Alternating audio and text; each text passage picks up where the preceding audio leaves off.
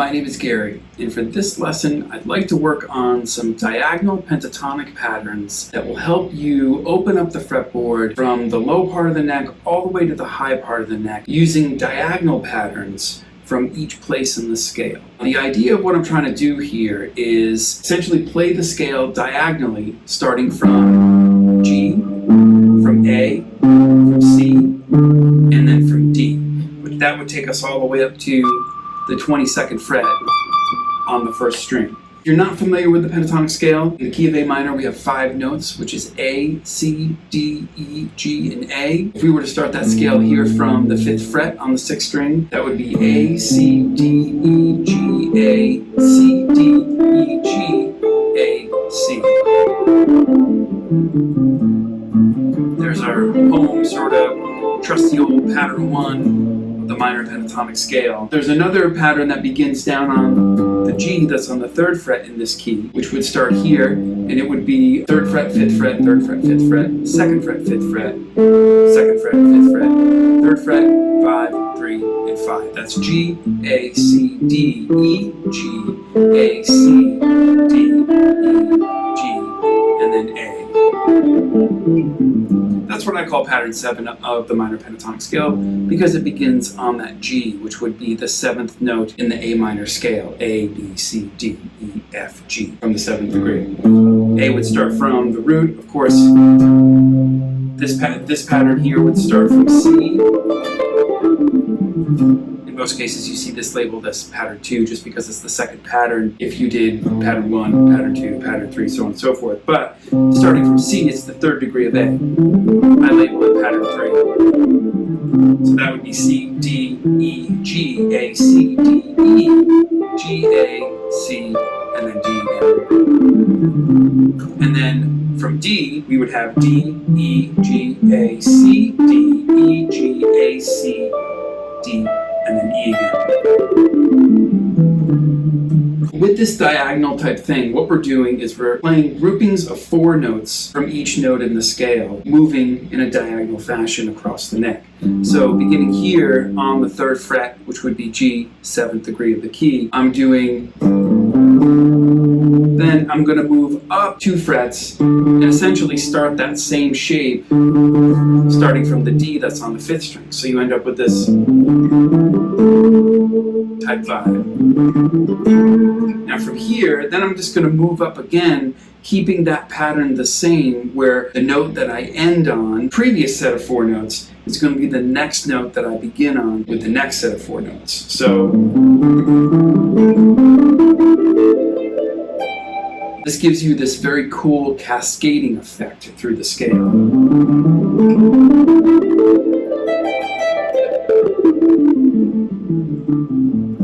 Because each one of those notes, at the end of each pattern, are repeated when you play the next set.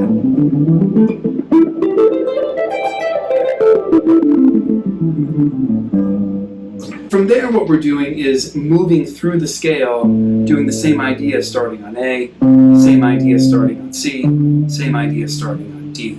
Now, the only reason why I don't do one from the 12th fret, because on a 22 fret guitar, we run out of notes. D being the highest note that we can get on a 22 fret guitar. When I get up here, I essentially just stop at the 10th fret.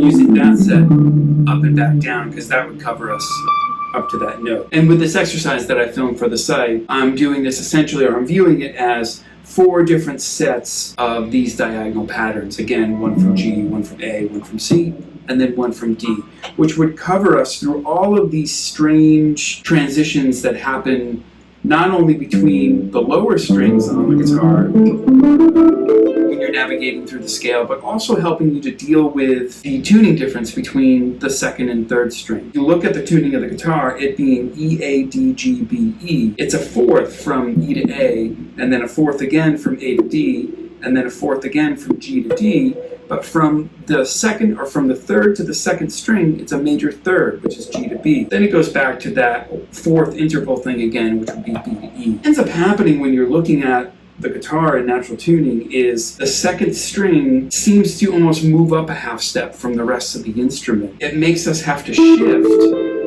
this one extra time that we don't have to when we're playing the other strings on the guitar. And this trickles over into all different scale types. For example, if you were playing a major scale, if I just go to a normal C major scale starting from the root, we always end up with these, somewhere between the second and third string. If you were to play the scale in position, you end up with either the second or third string having two notes and having to shift through those two strings differently than you do the other four strings because of the way that the guitar is tuned like that. And there's two approaches to that. You could do what would be viewed as an in-position approach to the scale, or a 3-note per string version of the scale, where essentially you switch up by that half step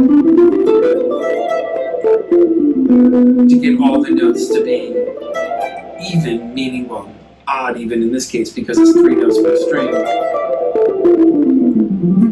But there's a certain convenience to that shift, and keeping everything 3 notes per string, it's a little more symmetrical for us and easier for us to follow. With the diagonal pentatonic scale, the same problems exist. It's just that when you're dealing with the pentatonic scale, in this case it's usually just 2 notes per string. But these exercises help you navigate that strange shift that happens between each position everywhere on the neck of the guitar.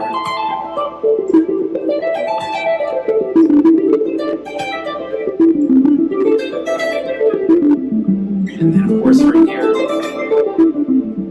and then here. And of course when we're soloing, we don't simply want to just go up and down the scale inside of each one of those boxes. This is a really great way we always hear on the internet and everybody teaching to talk about breaking out of the boxes and not playing up and down the scale, but learning how to transition through each box once you learn each shape, and learning how to navigate those transitions really help you